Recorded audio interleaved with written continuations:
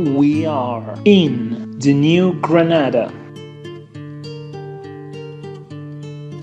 in the area contained between north of the eastern mountain range.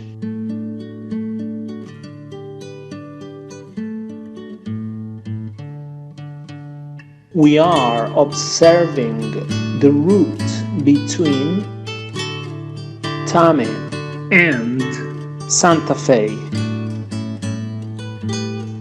Next stage, the Vargas swamp, the Boyaca bridge.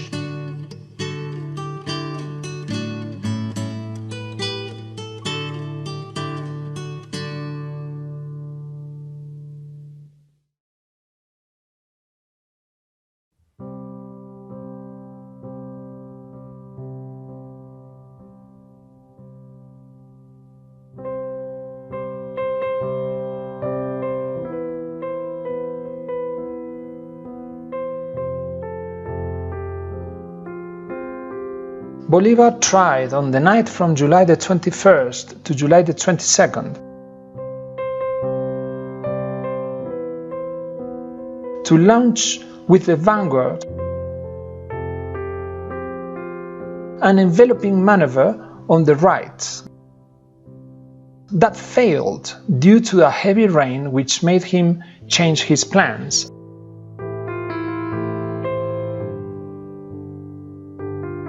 And therefore heading towards Tunja by the road to Toca, with the purpose of cutting the communication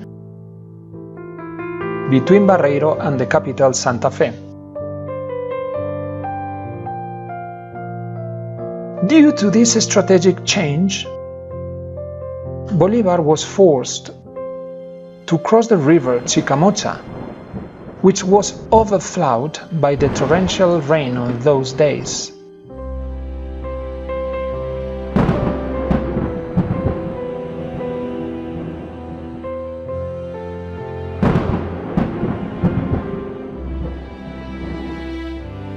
At 5 in the morning on July the 25th, his troops began to get through the river using built-on-purpose drafts, being protected. The implementation of this move by a reconnaissance made by 40 infantrymen.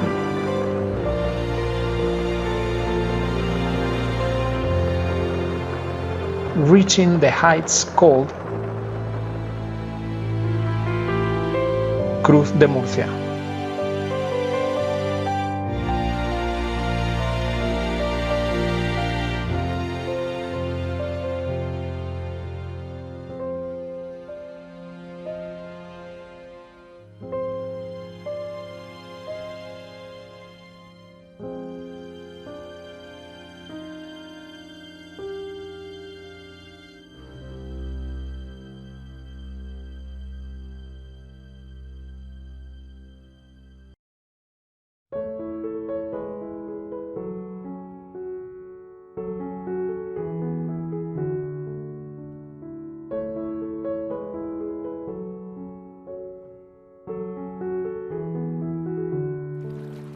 The crossing of the Chicamocha on stormy conditions during the winter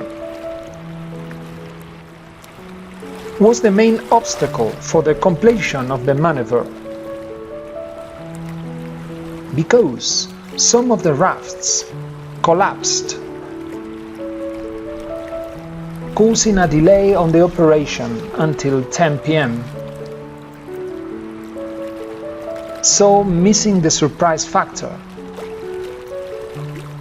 which wasn't sufficient deterrent for El Libertador to insist on the realization of his project.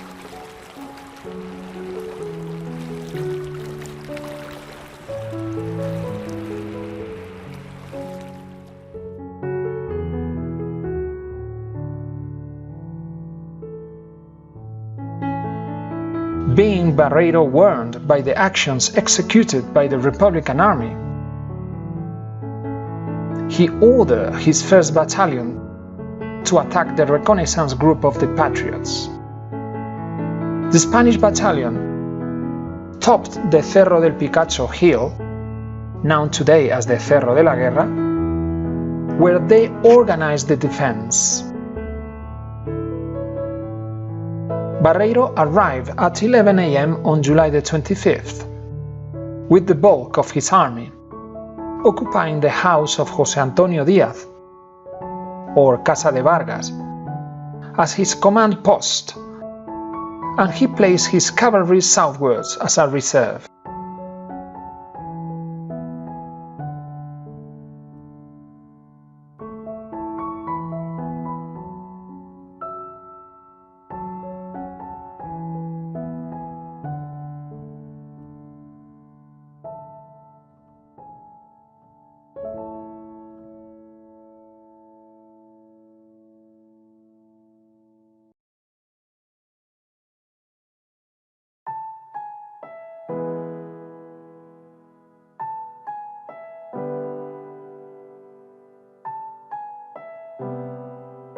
The election of this position by Barreiro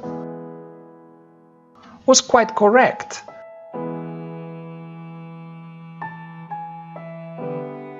Since the Liberation Army had to forcibly march through the road of the Spaniards,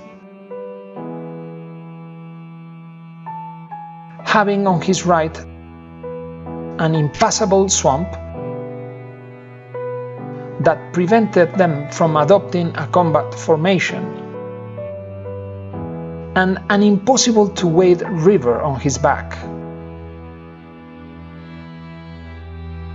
This forced Bolivar to a frontal attack, knowing that both his position and army were better prepared for defending rather than attacking. Given the presence of the Royalist army at the Vargas swamp or Pantano de Vargas, El Libertador ordered Santander to take the Cerro del Picacho hill with his vanguard. The Granadian battalions Cazadores and First of Line started marching uphill and managed to keep with ardor their position in spite of being repulsed several times when they were about to top the heights.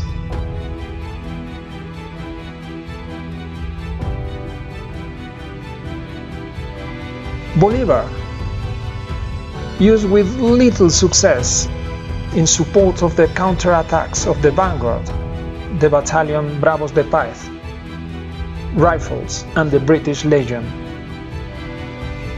whose commanders were injured in the fight.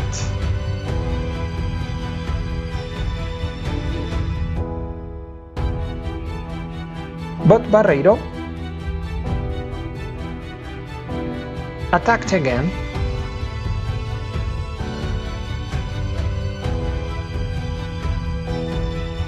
and given the success of his troops,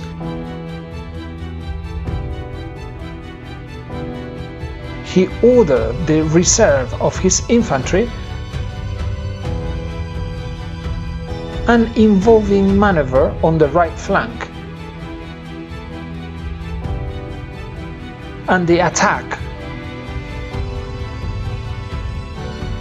of the cavalry by the narrow gorge that, starting from the Cerro del Cangrejo hill,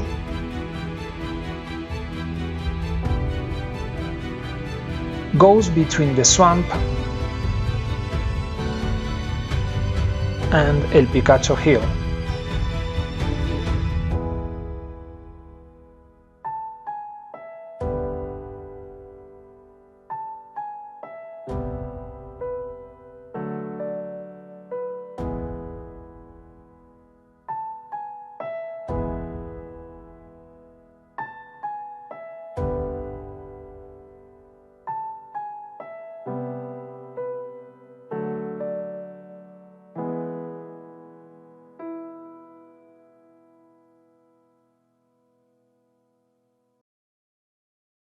The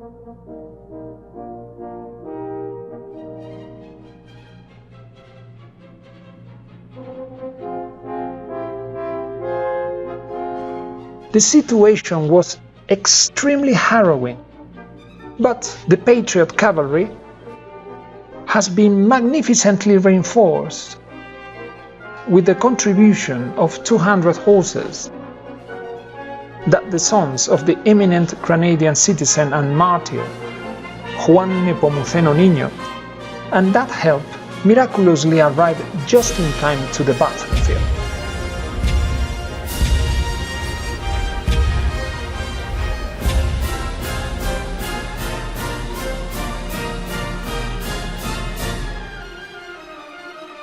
El Libertador Bolivar, who stands on a little protrusion located at the Casa de Vargas house, sees in desperation the advance of the royalist cavalry, and then, in a sublime outburst, pronounces his epic order addressed to the Lieutenant Colonel Juan José Rondón, who was next to him, impatiently waiting for the opportunity to get fully engaged in the fight. Colonel, save the fatherland.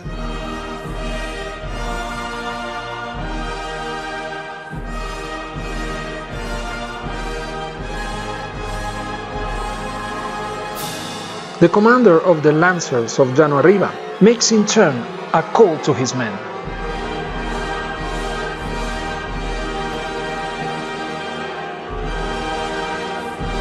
Comrades, those who are brave enough, please follow me, because in this moment we will triumph.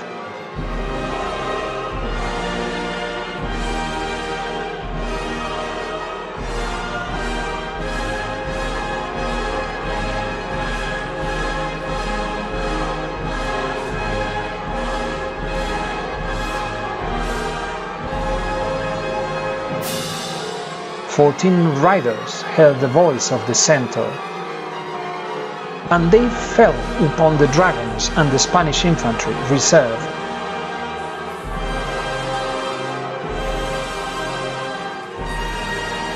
Running over everything and managing to stir up chaos on the enemy ranks.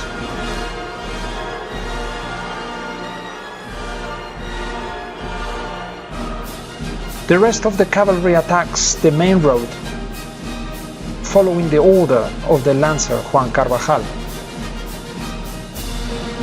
Bolivar, who covered the action with his penetrating gaze, used then his reserve troops, and the combat generalized in all the lines, since the Patriot infantry, getting out from the hollows where they had been thrown by the Royalist fort, charged on the steep slope and dislodged the Spaniards from their positions.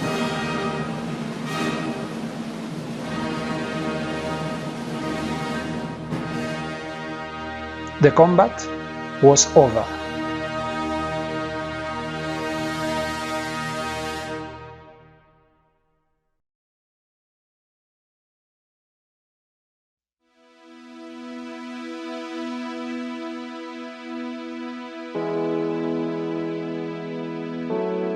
The exhausted fighters took care of their injured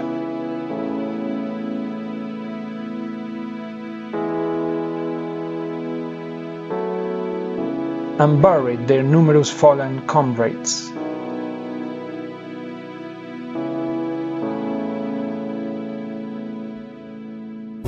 The Republicans managed to escape an imminent defeat.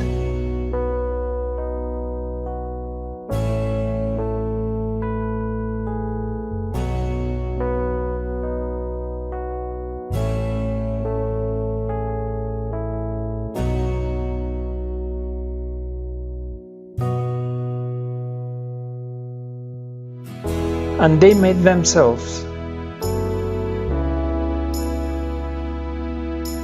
feared and admired by the Spanish commander, who would no longer consider them that army of vagrants against whom he felt ashamed to battle before, but a rather dangerous enemy worthy to be taken into account.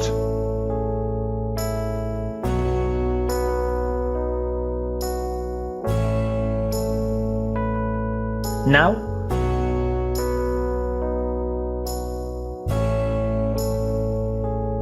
both armies were unable to start an offensive action after the combat.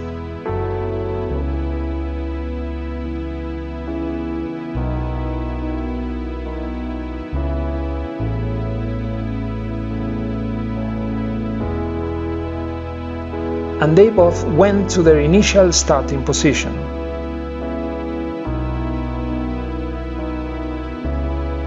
Establishing Bolivar his command post in Duitama.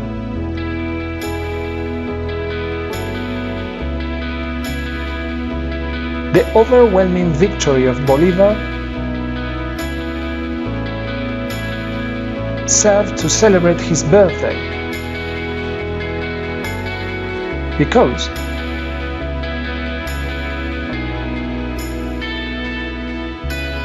the previous day, Saturday, July the 24th,